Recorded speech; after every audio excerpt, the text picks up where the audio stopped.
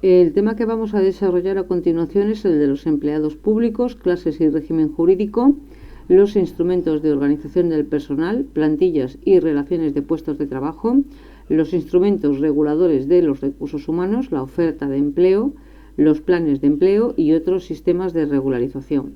Para elaborar el tema yo he utilizado fundamentalmente el TREBEP en los artículos 8 y siguientes para ver las clases y el régimen jurídico, y para los instrumentos de organización y los instrumentos reguladores también he empleado el TREBEP, pero me he auxiliado de algún artículo concreto y específico de la Ley de Bases y de algún artículo también específico del Real Decreto 364/95, que aún sigue vigente en tanto en cuanto no se ponga lo dispuesto al TREBEP, con lo cual hay que cogerlos muy con pinzas, pero a mí me ha costado trabajo encontrar el contenido de los epígrafes que me pedía el tema. Sin más dilación, empezamos por el primero de los epígrafes. No obstante, antes de entrar en la materia con las clases y el régimen jurídico del personal al servicio de las administraciones públicas, vamos a ver cuál es el objeto del TREBEP, que es establecer las bases del régimen estatutario de los funcionarios públicos y, además, determinar las normas aplicables al personal laboral al servicio de las administraciones públicas. En gran parte, las normas aplicables al personal laboral habrá una remisión al Estatuto de los Trabajadores, en gran parte. De otro lado, decir que el TREBEP lo que regula son las bases del régimen jurídico estatutario, en virtud de la competencia atribuida por el artículo 149.1.18 de la Constitución, y que además esta legislación puede ser objeto de desarrollo lo que no sean bases del régimen estatutario por parte de las comunidades autónomas. En el apartado 2 nos habla del ámbito de aplicación, el artículo 2, y se dice que se aplicará a la Administración General del Estado, las comunidades autónomas, Ceuta y Melilla, todo esto con las peculiaridades que acabo de explicar, las entidades locales, también con las peculiaridades del sistema recogido para el personal al servicio de las administraciones locales en la Ley de Bases, artículos 89, 90, 91, los organismos 92, incluso 92 bis, que habla de los habilitados, los organismos públicos vinculados y las universidades públicas. Ahora sí acudimos al artículo 8 para ver el concepto y clases de empleados públicos. Primero, concepto. Son empleados públicos quienes desempeñan funciones retribuidas en las administraciones públicas y al servicio de los intereses generales. Son dos las condiciones. Es decir, que las funciones sean retribuidas en una administración pública, pero que además el fin o el servicio, el objetivo sea los intereses generales. Se clasifican en funcionarios de carrera, funcionarios interinos, personal laboral. En función del contrato de trabajo podrán ser fijos, indefinidos o temporales. Aquí, por ende, hemos de remitirnos al Estatuto de los Trabajadores, y personal eventual. Son funcionarios de carrera, artículo 9, quienes en virtud de nombramiento legal están vinculados a una administración pública por una relación estatutaria, artículo 103.3 de la Constitución, regulada por el derecho administrativo para el desempeño de servicios profesionales retribuidos, además de carácter permanente, y además son quienes pueden ejercer las potestades públicas. Son funcionarios interinos, artículo 10, quienes por razones expresamente justificadas de necesidad y urgencia son nombrados en calidad de tales con carácter temporal para el desempeño de funciones propias de funcionarios de carrera, cuando se dé alguna de las siguientes circunstancias: plazas vacantes que no sea posible la cobertura inmediata hasta un plazo máximo de 3 años, sustitución transitoria del titular de una plaza, ejecución de programas de carácter temporal, bien por una acumulación de tareas, etc. Y aquí la tenemos, el de exceso o acumulación de tareas por plazo máximo de 9 meses dentro de un periodo de 18. Decir que los procedimientos de selección serán publicados rigiéndose por el principio de igualdad, mérito, capacidad, publicidad y celeridad. Esto no siempre se cumple, doy fe. y tendrán por finalidad la cobertura inmediata del puesto. Nos dice el apartado 4 en su segundo párrafo que transcurridos los 3 años de los que hablaba el apartado A del artículo 10, dice que el nombramiento del personal funcionario interino llegará a su fin la relación de interinidad y la vacante solo podrá ser ocupada por personal funcionario de carrera, salvo, y aquí la excepción, que en el correspondiente proceso selectivo quede desierta esa plaza, en cuyo caso se podrá efectuar otro nombramiento de personal funcionario interino. Por último, decir que el régimen general aplicable a los interinos es el de los funcionarios de carrera en aquello que sea adecuado a la naturaleza de los interinos. El artículo 11 nos habla del personal laboral, que es aquel que, en virtud de un contrato de trabajo que está bajo el régimen jurídico de la legislación laboral, fundamentalmente el Estatuto de los Trabajadores, pero no solo el Estatuto de los Trabajadores, realiza en cualquiera de las modalidades de contratación de personal servicios retribuidos por las administraciones públicas. Aquí no dice como en los funcionarios de carrera con carácter permanente. ¿Por qué? Porque el contrato puede tener duración fija, de duración indefinida, duración temporal. Las leyes de la función pública establecerán los criterios para la determinación de los puestos de trabajo que pueden ser desempeñados por personal laboral, respetando siempre el hecho de que el ejercicio de las potestades públicas, artículo 9.2 del propio TREBEP, solo puede corresponder a funcionarios de carrera. El 12 es el personal eventual, es aquel que en virtud de nombramiento y con carácter no permanente solo realiza funciones de confianza o asesoramiento especial, siendo retribuido con cargo a los créditos presupuestarios consignados específicamente para este fin. Las leyes que se dicten en desarrollo de este estatuto podrán determinar los órganos que pueden disponer de este tipo de personal, el número máximo y sus condiciones retributivas. Decir que el nombramiento y cese serán libres, eso ya lo sabemos, y que no podrán constituir mérito a la hora del concurso correspondiente para el ingreso o la provisión de puesto de funcionario de carrera. No obstante, el régimen general que se les aplica es el de los funcionarios de carrera en aquello que pueda adecuarse a su régimen de funcionamiento. No me gustaría dejar el primer epígrafe sin hablar del personal directivo, ya que es un solo artículo y creo que es necesario. Se considera personal directivo profesional aquel que dice el artículo 13, el gobierno y los órganos de gobierno de las comunidades autónomas podrán establecer en desarrollo de este estatuto el régimen jurídico específico del personal directivo de acuerdo con los siguientes principios. Aquí lo que está dejando sentado, al igual que en el artículo 1 del propio TREBEP, es que esta ley regula las bases del régimen jurídico y que cabe un posterior desarrollo en función de si se ostenta o no potestad legislativa, cabe un posterior desarrollo legislativo o reglamentario por parte de otras administraciones públicas, como pueden ser las autonomías, o por parte de otros órganos, como puede ser el gobierno o incluso las administraciones locales. Pero aquí sienta los principios, dentro de los cuales debe producirse este desarrollo normativo.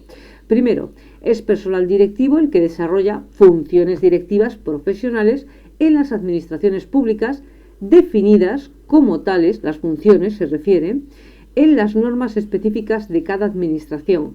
Se designan de acuerdo a los principios de mérito, capacidad, idoneidad, publicidad y concurrencia. En estos puestos pesa mucho el criterio de idoneidad. Pero bueno, me parece perfecto. La ley lo dice así y es así. Importante también, están sujetos a evaluación y a control de consecución de objetivos y no tendrán consideración sus condiciones de trabajo de materia de negociación colectiva. A partir de aquí pasamos a ver el epígrafe de los instrumentos de regularización del personal, las plantillas y las RPTs. Bien, para ver estos instrumentos de organización, nos vamos al artículo 69, que nos presenta el objetivo de la ordenación de la actividad profesional en el TREBEP. El objetivo es obtener eficacia en la prestación de los servicios y eficiencia en la utilización de los recursos económicos. Recordad siempre que la eficiencia está relacionada con el binomio coste-rendimiento, mientras que la eficacia está relacionada con el concepto objetivos. Aquí se habla de los planes de ordenación, que son del artículo del epígrafe siguiente, con lo cual lo dejaré para el epígrafe siguiente.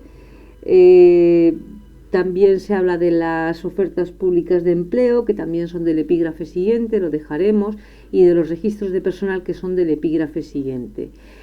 Para este epígrafe yo he tomado el artículo 74, que nos habla de la ordenación de los puestos de trabajo a través de las RPTs, que sí está contenido en el epígrafe, y se dice que las administraciones públicas estructurarán su organización a través de las RPTs u otros instrumentos organizativos similares que contendrán. Vamos a ver qué contiene la RPT. La denominación del puesto, el grupo de clasificación, los cuerpos o escalas a los que estén adscritos, los sistemas de provisión, las retribuciones complementarias y decir por último que serán públicos.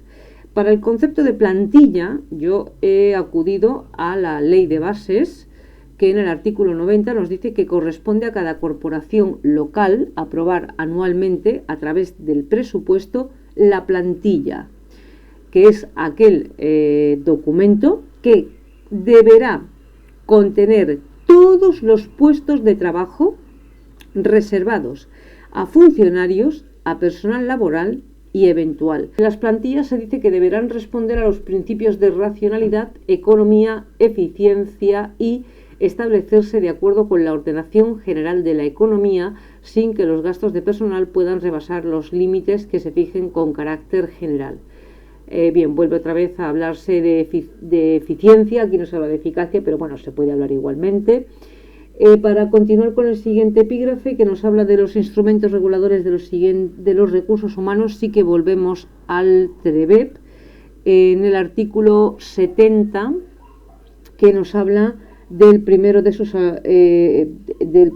instrumentos, que es la oferta de empleo público. Artículo 70, las necesidades de recursos humanos con asignación presupuestaria que deban proveerse mediante nuevo ingreso serán objeto de oferta de empleo público o instrumento similar, lo que comportará la obligación de convocar los correspondientes procesos selectivos para esa provisión de nuevo ingreso para las plazas comprometidas y hasta un 10% adicional, fijándose el plazo máximo para la convocatoria de los mismos dentro de los 3 años siguientes de forma improrrogable.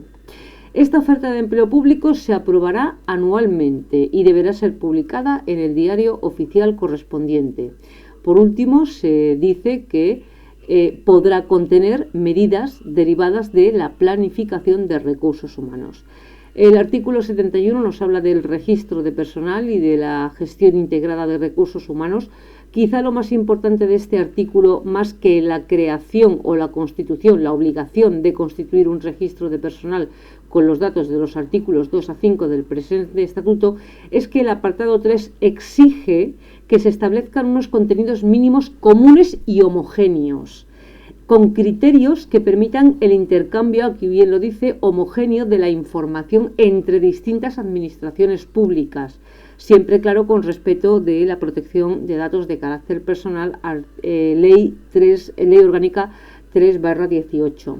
En el artículo 69 se habla del objetivo de los instrumentos de planificación y se nos dice que es obtener la eficacia, ya lo hemos dicho, en la prestación de los servicios y la eficiencia en la utilización de los recursos económicos. Pero más interesante es el apartado 2, porque nos habla de planes para la ordenación de los recursos humanos, que es lo que nos pide el epígrafe, planes de empleo, aunque no en puridad. se nos dice que pueden incluir algunas de las siguientes medidas. Bueno, pues un análisis de las necesidades de personal, de las necesidades de perfil, del perfil que deben tener esas personas que se necesitan, previsiones sobre el sistema de organización del trabajo, medidas de movilidad, medidas de promoción interna y, por último, la previsión de la incorporación de recursos humanos a través de la oferta de empleo público. Para abundar algo más en los planes de empleo, yo he querido referirme en primer término a la Ley 3084, que se podría considerar íntegramente derogada, pero tal como dice aquí la anotación del BOE, se dice: téngase en cuenta que los apartados 1 a 5, es decir, el artículo 18 entero de la 3084, se considera derogado por la disposición derogatoria única B del TREBEP, del texto refundido, pero se mantendrá vigente en aquello que no se oponga a lo establecido en el mismo, hasta que se dicten las leyes de función pública y las normas reglamentarias de desarrollo según lo establecido en el 4b. Es decir, esto se considera en esencia derogado, pero puede servir de alguna manera de forma supletoria en lo que no se oponga al contenido del TREBEP.